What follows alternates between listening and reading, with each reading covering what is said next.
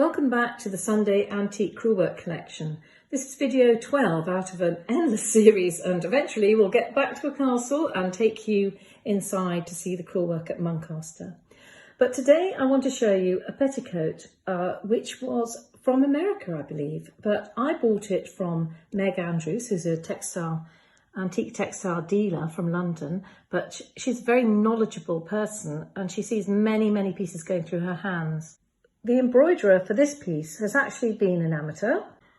On this petticoat, which is actually a petticoat which is worn over everything rather than under everything, it is meant to be seen and would be worn probably for church or for special occasions rather than everyday apparel.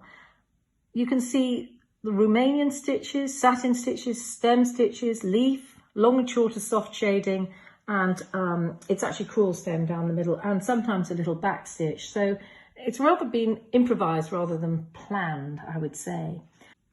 So the colours worked on this petticoat are actually rather simple, and there's no fear of sort of clashing the colours, and it doesn't appear to be particularly planned. I can see that the embroiderer has aimed at putting green for the stems and the leaves, and pinks for the flower and reds for the flowers. And it's a very simple palette. There's a little bit of yellow occasionally as well, or slightly steering towards a yellow. But you can see that the actual colour range is very limited.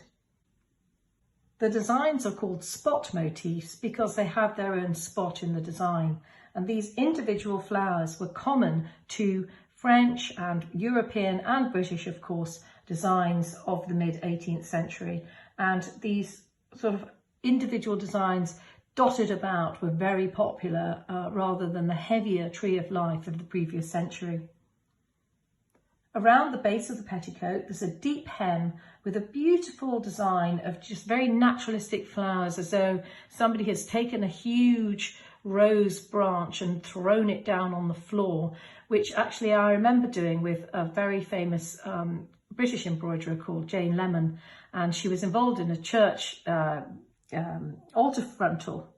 She was very well known for altar frontals, but she was actually looking for a very beautiful design for the kneeling stool before the altar frontal for people taking communion. And they were asking her, how do I design? And she just took a huge wild rose and threw it down along the floor of this church and took a photograph and just drew around that. And I thought, yep, that's fantastic. She's made something really difficult look easy. And I think in a way this petticoat has made something that looks simple, actually, made it look easy, but actually it's quite complicated. The way that the embroiderer has kept the movement going, as though a wind has been blowing those plants and it's just a tiny moment in time, a speck of time that actually stops it with a photograph. And of course they didn't have photography necessarily in the parts of the world where this was actually made.